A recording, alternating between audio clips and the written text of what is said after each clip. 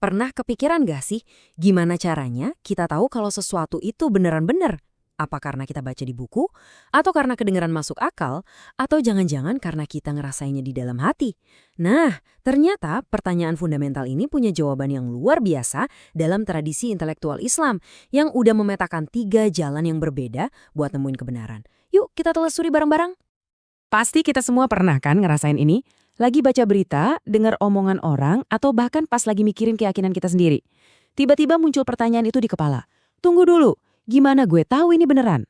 Nah, inilah titik awal dari semua pencarian ilmu pengetahuan.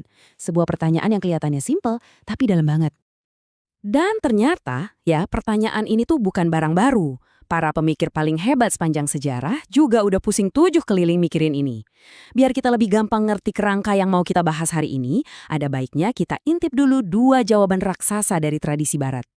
Dalam tradisi filsafat barat, biasanya nih ada 2 jawaban utama yang selalu muncul. Di satu sisi ada rasionalisme, yang jagoannya itu René Descartes. Buat dia, pengetahuan sejati itu datangnya dari akal, dari penalaran yang logis. Ingat kan slogannya yang terkenal itu, aku berpikir maka aku ada. Nah, di sisi lain ada empirisme, yang diwakili oleh John Locke. Buat dia, pengetahuan itu sumbernya dari pengalaman panca indera. Pikiran kita pas lahir itu katanya kayak kertas kosong, tabula rasa, yang baru keisi sama apa yang kita lihat, dengar, dan rasain. Akal dan pengalaman, keduanya kedengeran kokoh banget ya sebagai fondasi. Tapi coba deh kita pikirin lagi, apa iya pilihannya cuma 2 itu aja? Gimana kalau ternyata ada kerangka berpikir lain yang ngelihat ini dari sudut pandang yang sama sekali beda? Oke, disinilah kita masuk ke intinya. Dalam tradisi pemikiran Islam, ada seorang filsuf Maroko, Muhammad Abed al-Jabiri, yang mengidentifikasi 3 pendekatan epistemologis atau gampangnya 3 cara mengetahui, yang ternyata udah ngebentuk cara berpikir selama berabad-abad. Nah, ini dia petanya nih. Ada 3 jalan utama. Pertama, bayani, yang sumber utamanya itu teks suci. Kedua, ada burhani, yang pakainya logika dan observasi ke alam. Dan yang ketiga, irfani, yang ngandelin intuisi dan pengalaman batin. 3 sumber, 3 alat, 3 jalan yang berbeda banget buat nyari kebenaran. Oke, kita bedah satu-satu ya. Kita mulai dari yang pertama, bayani. Kenapa? Karena yang satu ini, ini jadi fondasi dari banyak banget disiplin ilmu keislaman dan jadi cara berpikir yang pengaruhnya luar biasa besar. Jadi, bayani itu intinya apaan sih? Gampangnya gini, bayani itu sistem yang menempatkan teks, yaitu Al-Quran dan Sunnah, sebagai pusat dari alam semesta pengetahuan. Alat utamanya bukan teleskop atau mikroskop, tapi analisis bahasa yang super detail dan cermat. Logika yang dipakai itu adalah logika yang udah terkandung di dalam teks itu sendiri. Prosesnya itu rapi dan metodis banget. Coba deh bayangin seorang ahli hukum tata negara. Mereka kan nggak bikin hukum dari awang-awang. Mereka mulai dari dokumen dasarnya, yaitu teks UUD, terus mereka pakai nalar hukum dan bahasa buat gali maknanya, konteksnya, dan implikasinya. Baru deh mereka narik kesimpulan. Nah, di bayani juga gitu. Akal di sini tuh bukan liar, tapi fungsinya buat ngebongkar dan ngejelasin makna yang emang udah ada di dalam teks.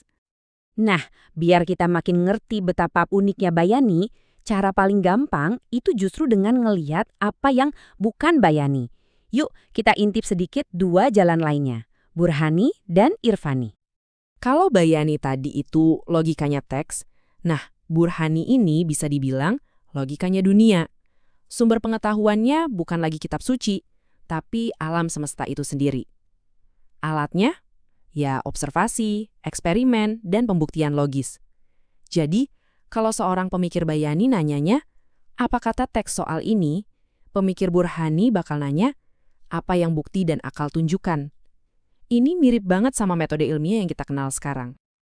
Dan yang terakhir, ini jalan yang beda banget dari dua-duanya. Namanya irfani, atau logikanya hati. Di sini, kebenaran itu nggak dicari lewat analisis teks atau observasi alam, tapi lewat penyingkapan spiritual yang sifatnya langsung, yang disebut kasyaf. Ini adalah pengetahuan yang dialami, bukan disimpulkan. Kebenaran itu dirasakan lewat proses pembersihan batin dan intuisi yang tajam. Ketiga cara berpikir ini bukan cuma teori di atas kertas loh, justru gesekan di antara ketiganya, terutama antara pendekatan yang basisnya teks, bayani, sama yang basisnya akal, burhani, itu memicu perdebatan intelektual paling seru dan paling dahsyat dalam sejarah Islam. Di satu kubu, kita punya seorang raksasa intelektual, Al-Ghazali. Lewat karyanya yang super terkenal, Tahafut al-Falasifah, atau kerancuan para filsuf, dia bilang kalau kita cuma ngandelin akal murni ala Burhani, ada batasnya.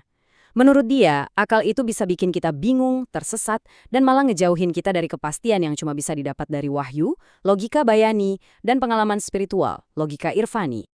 Terus, sebagai jawabannya, muncul Ibnu Rushd atau yang di barat dikenal sebagai Averroes. Dia nulis sanggahan yang gak kalah tajam. Judulnya Tahafut at-Tahafut, kerancuannya si kerancuan. Argumen utamanya, hey, akal dan filsafat itu bukan musuh agama, justru sebaliknya, itu adalah alat yang dikasih Tuhan buat kita ngerti ciptaannya. Menurut Ibnu Rushd, kebenaran yang kita temuin lewat akal, burhani, nggak akan pernah bisa bertentangan sama kebenaran dari wahyu, bayani. Dua-duanya itu kayak dua sisi dari koin yang sama. Debat Al-Ghazali sama Ibnu Rushd ini kan kesannya kayak, wah, tabrakan total ya. Tapi gimana kalau kita lihat dari sisi lain? Di tradisi lain, kayak Taoisme misalnya, ada simbol yin-yang. Idenya adalah bahwa dua kekuatan yang kelihatannya berlawanan, kayak akal dan wahyu atau observasi dan intuisi, sebenarnya bisa saling melengkapi satu sama lain, membentuk satu keutuhan yang seimbang. Perspektif yang menarik banget kan? Semua ini akhirnya bawa kita balik lagi ke pertanyaan paling awal. Tapi sekarang, dengan bekal pemahaman yang jauh lebih dalam, jadi apa sih sebenarnya hakikat kebenaran itu? Mungkin ya, pelajaran terbesar dari kerangka bayani, burhani, dan irfani ini bukanlah soal milih mana yang paling benar, tapi justru untuk menyadarkan kita bahwa ada banyak cara untuk mendekati kebenaran. Ada logikanya teks, ada logikanya dunia, dan ada logikanya hati. Masing-masing nawarin sudut pandang yang unik dan berharga. Mungkin kebenaran itu bukan satu puncak gunung yang harus didaki semua orang lewat jalur yang sama, tapi lebih kayak sebuah landscape yang luas yang bisa kita jelajahi lewat banyak jalan setapak. Dan ini nih yang jadi bahan renungan buat kita semua. Dalam hidup kita sehari-hari, pas kita lagi berusaha ngertiin dunia di sekitar kita, jalan mana sih yang paling sering kita pakai?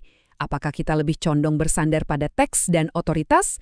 Atau kita lebih percaya pada data dan logika? Atau jangan-jangan kita lebih sering ngikutin intuisi dan pengalaman batin kita?